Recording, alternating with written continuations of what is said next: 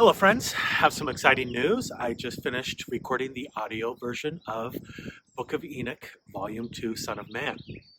It is, I think, every bit as awesome as the first book. It's quite a bit longer than the first book. It's 22 hours instead of about 17 something for the first book.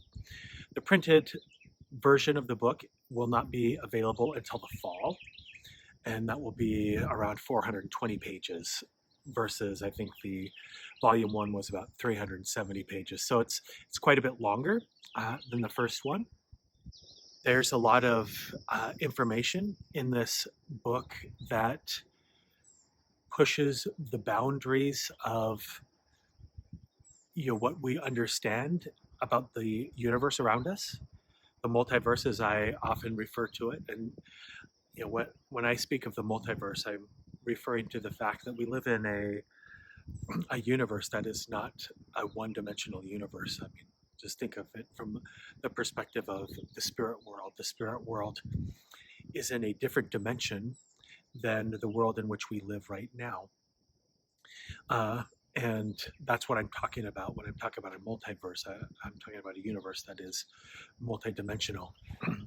And I think that in this volume, which focuses on the portion of the Book of Enoch that is referred to as the Book of Parables, Enoch is talking about things from and using what he refers to as parables, the parabolic meaning of things is specifically how his language has been translated. And I mean, some of the concepts that he is talking about are just truly astounding, mind-boggling, but yet so awesome to contemplate. And I think that if you enjoyed the volume one and that aspect of volume one, then I think that you'll really enjoy volume two. If you did not enjoy that aspect of volume one, then I wouldn't waste your time on volume two because it's volume one squared. And when I look forward to volume three, which I'm already well into, that volume is even more.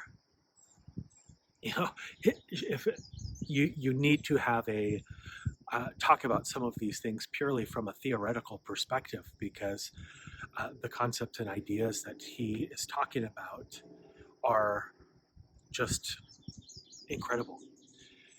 But as Hugh Nibley once wrote, it's all about the Book of Enoch, and I think that is absolutely true. I've had a lot of people, that just wonder, and as they watch my videos and hear me talking about the Book of Enoch, and they ask me, well, listen, why should I be interested in the Book of Enoch? It's not in the biblical canon, and if it was true, then it would be in the biblical canon, right?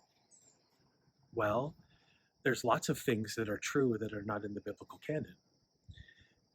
One of my examples that I like to think about when I'm considering these things comes from Nephi's commentary on the Isaiah chapters within the Book of Mormon.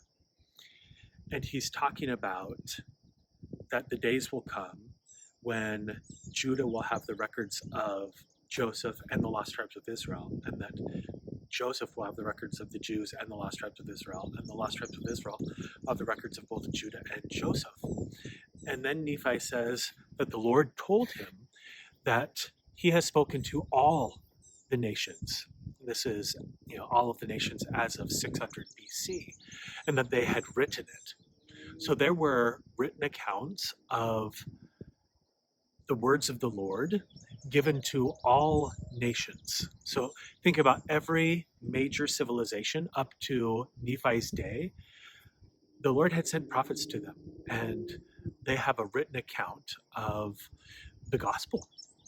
And that's what set me on this track in the first place, to start studying ancient documents. And I mentioned in a previous video a podcast called The Ancient Tradition or it's just the Ancient Tradition by Jack Logan, which she does. Jack is short for Jacqueline. She does an incredible job from a very academic perspective of just kind of laying out some of these doctrines that are in these ancient documents that are just incredible. Uh, I've studied most of this stuff independently over the last, 20 years or so, which is what got me so interested into these things in the first place. But the Book of Enoch is clearly one of these books. And if you go to the Doctrine and Covenants in section 107, verse 57, I think it is, the Lord specifically says, listen, the Book of Enoch will be testified of in due time. He specifically said about the Book of Enoch that that everything that was going to happen to the earth was written and recorded in the Book of Enoch, and that the truthfulness of that book would be testified of. So that is a very impressive statement from the Lord. And curiously enough, when you look at the Book of Enoch, or the chapters within the Book of Moses, the Pearl of Great Price, that contain the account of Enoch's life, you'll see that within 80 verses, the title Son of Man is used 8 different times.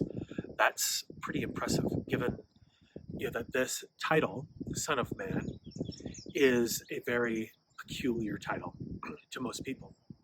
But the oldest references to the title Son of Man come from the Book of Enoch. And I think that another thing that is important to consider about the title Son of Man and the Book of Enoch in particular is that Jesus Christ used this title with regards to himself more than any other title on record. It was over 8 dozen times he uses this title.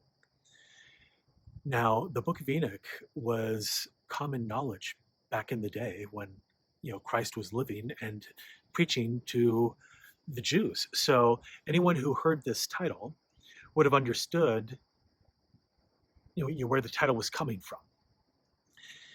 So the question becomes, if the Book of Enoch is spurious, why would the God of Israel call himself the Son of Man so many times, which clearly has Enochian references, if it wasn't true? And why would Peter talk about the Book of Enoch and quote from the Book of Enoch in both 1st and 2nd Peter? Why would Jesus' brother Jude quote specifically from the Book of Enoch? Why would Revelation chapter 1 have a quote from the Book of Enoch? You're talking Peter and John. Those were the two key holders. Originally, the keys were given to Peter, and if you read in Doctrine and Covenants section 7, those keys were then given to John, whom the Lord told John and Peter and James that John would hold these keys until his coming again, and that Peter and James would be ministering servants unto John until that time.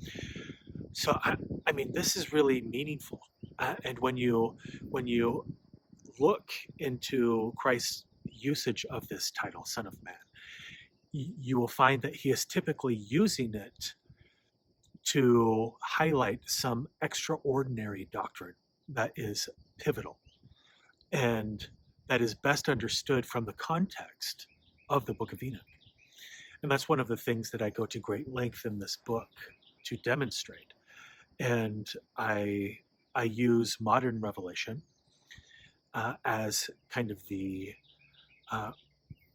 comparison, because the modern revelation, and when I say modern revelation, I'm referring to the Doctrine and Covenants. It was given, using the English language, and the first Webster's Dictionary was published in 1828, which makes the language in that dictionary and the language in the Doctrine and Covenants, you've got this, one for one, resource that helps you to understand how these words are to be understood. So it's an incredible to go through the Doctrine and Covenants and look at every revelation where the Lord refers to himself as the Son of Man. And that's what I've done in the last section of this volume. And it's just incredible how each of these sections means so much more in light of the doctrines that have been discussed by Enoch in his writings. And I think that is one of the primary uh, objectives of me writing this book. But I think that when Enoch, in his opening verses of this book, said, "Listen, I am writing this not for my generation, but for a generation that will come in the far distant future when when wickedness will be purged from the earth." Um, he's writing it for the elect in those days. And then you have all of these modern revelations that draw on this same title that originates in the Book of Enoch.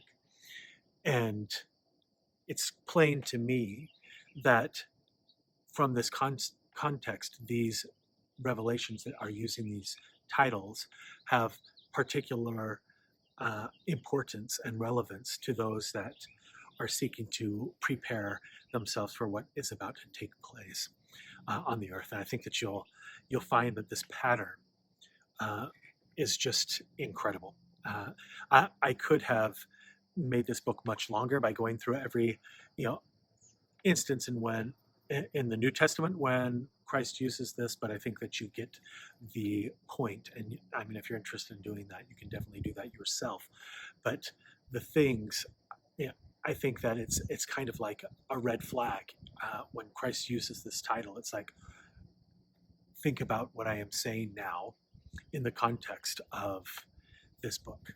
So I believe that this will be a very helpful and useful resource for those that are interested in studying these things. It's fascinating. I think that the Book of Enoch is worth everyone's time to study, but I think that the Book of Enoch truly only makes sense from the perspective of the restored gospel of Jesus Christ, and in particular, from the perspective of the Pearl of Great Price. And when you read the Pearl of Great Price, you've got three separate accounts from three separate individuals, Moses, Enoch, and Abraham, of an infinite universe with an innumerable number of inhabited worlds. And I think that that is very important. It's part of our the restored gospel that most people don't spend much time contemplating. But it's a primary theme within the Book of Enoch. And the in volume 2 we talk about those things uh, in a lot of details that we did not get to in volume 1. So let me just tell you about this. If this is something that you're interested in getting this audiobook, I'm going to do a little bundle with this, so that I've had lots of people that have expressed interest in getting an ebook of the Book of Enoch, and I think that I will do a little bundle with this one, so that it will be the audiobook and an ebook of both volume 1 and volume 2, so that when those become available, anyone who has ordered this package will just receive an email with a link to be able to download those ebook versions, which I anticipate to happen sometime after July. I think that the physical copy of the Book of Enoch will probably be available sometime in the fall. So if you prefer to wait until the fall, you're welcome to do that, and I'll do the same kind of audio physical combo that I've always done in the fall for that. But I don't want to do pre-sales on the physical book, just because that last time that just plugged up. It was it was a lot of work for my wife who fulfills all of the orders from the website. So we'll just do it this way because it will make life easier for her. So if you're interested in getting the audiobook right away, feel free to do that, um, and you'll get the audiobook when it's available. Or you can just you'll hold your horses until the fall, and you can get both of them together.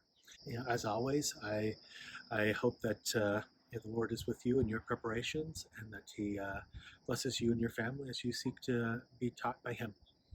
Thanks. Bye.